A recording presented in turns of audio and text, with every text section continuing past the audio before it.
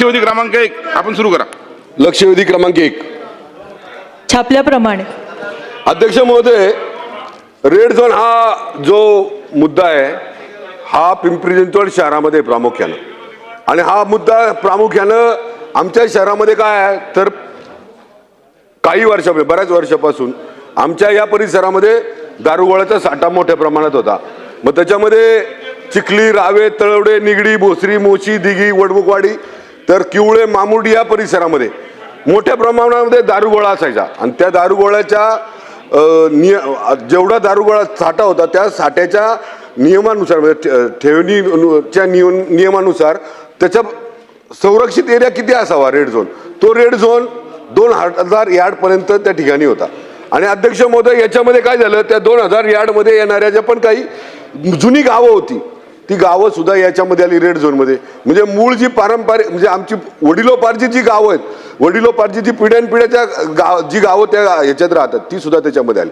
त्याच्यामुळे त्यांची डेव्हलपमेंट होत नाही, त्यांना कुठल्या प्रकारचं संरक्षण नाही, स्वतःच्या मालमत्ता सुद्धा त्यांना विकसित करता येत नाही, त्यांची स्वतःची जी राहणारी घरं आहेत ती सुद्धा त्यांना परत जर बांधायची असतील तर ती सुद्धा करता येत नाही. अध्यक्ष महोदय, याच्यामध्ये दुसरा एक प्रश्न असा आहे, या परिसरामध्ये बऱ्याच म्हणजे आपल्या सगळ्यांना माहिती आहे, पूर्ण महाराष्ट्रात जगाला माहिती आहे, पिंपरी चिंचवड शहर ही औद्योगिक नगरी आहे. इथं मोठ्या प्रमाणात कामगार वर्ग राहतो, अत्यंत गरीब. या राज्यातल्या या देशातल्या प्रत्येक जिल्ह्यातल्या प्रांतातला व्यक्ती कामगार म्हणून त्या ठिकाणी राहतो आणि एकदम गरीब कुटुंब, अर्धा गुंठा, 1 गुंठा, पाऊण गुंठा जागा घेऊन बांधलेली घरं या परिसरात आहेत. अध्यक्ष महोदय, या परिसरामध्ये ही घरं असताना यांना कुठल्याही प्रकारचं लोन मिळत नाही.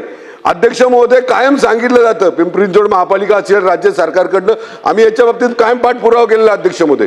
अध्यक्ष महोदय, आम्ही या संदर्भामध्ये कायम पाठपुरावा करत असताना आम्हाला सातत्याने सांगितलं जातं हा प्रश्न केंद्र सरकारच्या अखत्यारीतला आहे.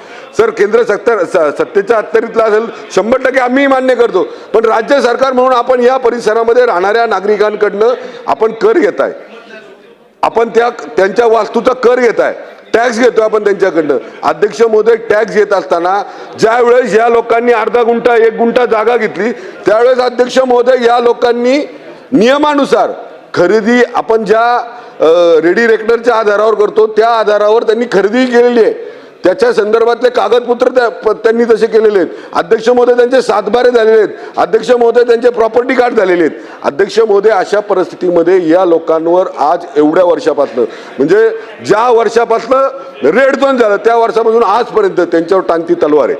अध्यक्ष महोदय, याचा फायदा अशी काही लोक घेत आहेत की ज्या लोकांना या परिसरामध्ये राहणाऱ्या लोकांच्या म्हणजे अडचणीच माहिती नाही. अध्यक्ष महोदय, 5-5, 10-10, 15-15, 20-20 वर्ष मंत्री महोदय या परिसरात राहणारे जे नागरिक आहेत स्वतःच्या घरात, त्या घरांना सुद्धा जर एखाद्याने पत्र दिलं हे घर अनधिकृत आहे तर महापालिका त्याच्यावर कारवाई करते. अध्यक्ष महोदय, अध्यक्ष महोदय, ते आज सुरक्षित आहेत, आज त्यांना संरक्षणाची गरज आहे.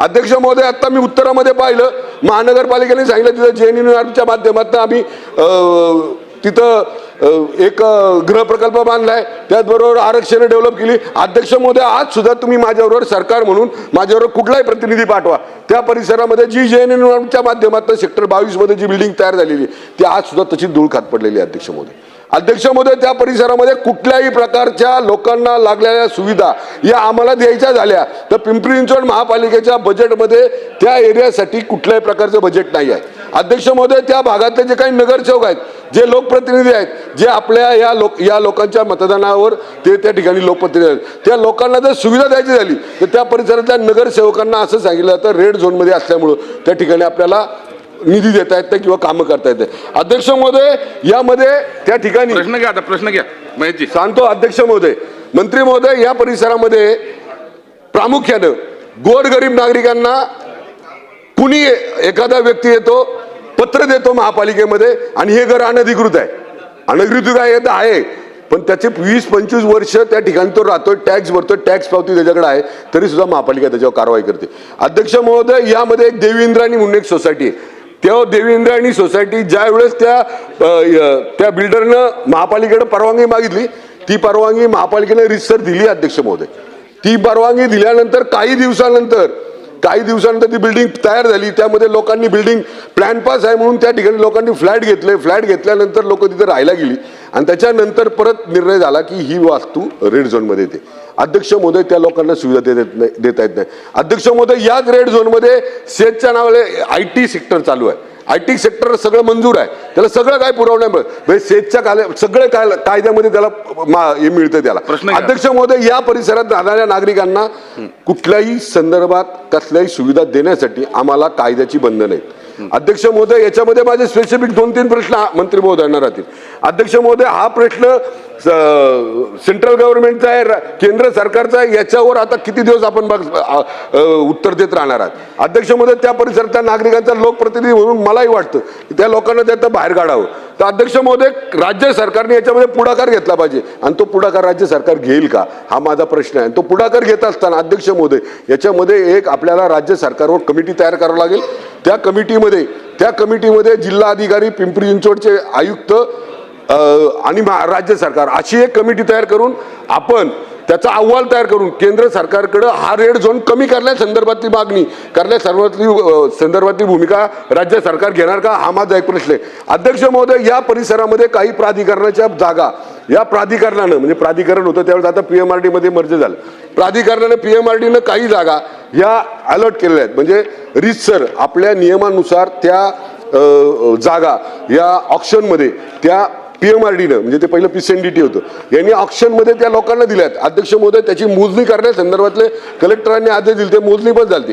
अध्यक्ष महोदय जे प्लॉट प्राधिकरणानं त्या लोकांना दिले म्हणजे रीतसर त्या लोकांना सुद्धा आज रेड झोनमध्ये आलेत असं जाहीरपणे सांगण्यात येतं. त्यामुळे त्यांना ना रिडेव्हलप करतायत, ना त्यांची प्रॉपर्टीवर कुठलं लोन घेतायत, ना त्या प्रॉपर्टीबद्दल त्यांना कुठलीही ऍक्शन घेतायत. अध्यक्ष महोदय ती लोक सुद्धा अडचणीत आहेत. अध्यक्ष महोदय या संदर्भामध्ये सुद्धा मंत्री महोदयांना माझी या निमित्तानं प्रश्न आहे की अध्यक्ष महोदय ही पण प्राधिकरणाने जे काय प्लॉट विकलेत हे सुद्धा प्लॉट त्या निमित्तानं क्लिअर करून द्यावेत आणि त्या संदर्भामधली सुद्धा भूमिका आपण घेणार का अशा संदर्भातला माझा यामध्ये 2 प्रश्न आहे. आणि तिसरा महत्वाचा प्रश्न अध्यक्ष महोदय, आता परत आमच्या या रेड झोनमधल्या नागरिकांना कुठल्याही कारवाई होणार नाही याच्या संदर्भातली खबरदारी राज्य सरकार घेणार का. धन्यवाद. मंत्री महोदय. अध्यक्ष महोदय, माननीय सदस्य महेश लांडगेंनी जी परिस्थिती आत्ता सांगितली ती सद्यस्थिती खरी आहे अध्यक्ष महोदय. आणि त्यासंबंधी 2013ला जेव्हा हा रेड झोन पडला त्याच्या आधी प्राधिकरणाकडनं तिथे परवानग्या देत होते आणि त्यामुळे तिथे बरीचशा इमारती उभ्या राहिल्यात अध्यक्ष महोदय की ज्यांना आज आपण सुविधा देऊ शकत नाही. अध्यक्ष महोदय 2025ला आपण या सगळ्याचा परत की किती प्रॉपर्टी बाधित होत आहेत आणि ह्याचा सर्वे आणि ह्याचे मोजणी नकाशे हे सगळे करून आपण जो नोडल अधिकारी होता संबंधित त्याला आपण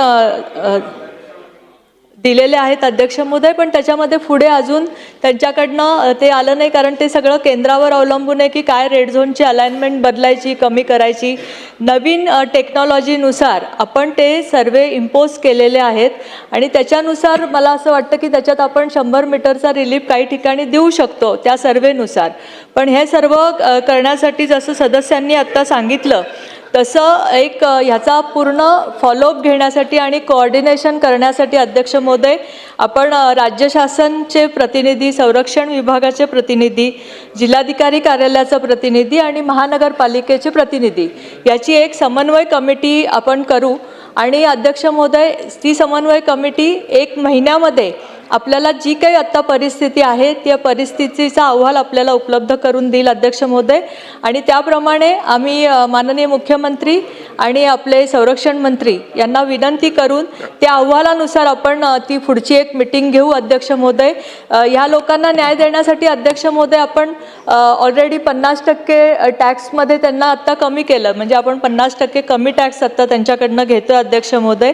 आपल्याला त्या लोकांना न्याय द्यायचा अध्यक्ष महोदय कारण 2013च्या आधी आपण त्यांना परवानग्या दिलेल्या आहेत आणि 100% आपण ह्याच्यामध्ये त्यांना न्याय देऊ शकू. महोदय, मंत्री महोदयांनी एकदम सकारात्मक उत्तर दिले त्याबद्दल त्यांचे धन्यवाद. अध्यक्ष महोदय याला अनुसरूनच म्हणजे याच्यामधला मंत्री महोदयांना तो विषय माहिती आहे. मंत्री महोदय या परिसरामध्ये जे DP मधले आरक्षण आहेत, DP मधले जे आरक्षण आहेत ते आरक्षण ती लोक डेव्हलप करायला पिंपरी चिंचवड महापालिकेला द्यायला तयार आहेत म्हणजे चर्चेच्या माध्यमातून. ती जर आपण आपल्याकडे मागल्या टायमाला पण मी विषय मांडला होता मंत्री महोदय, याचा रेडी रेकनर म्हणजे या जागेंचा जो काही दर आहे आणि त्यांच्या बाजूला असलेला दर याच्यामध्ये 50% तफावत आहे.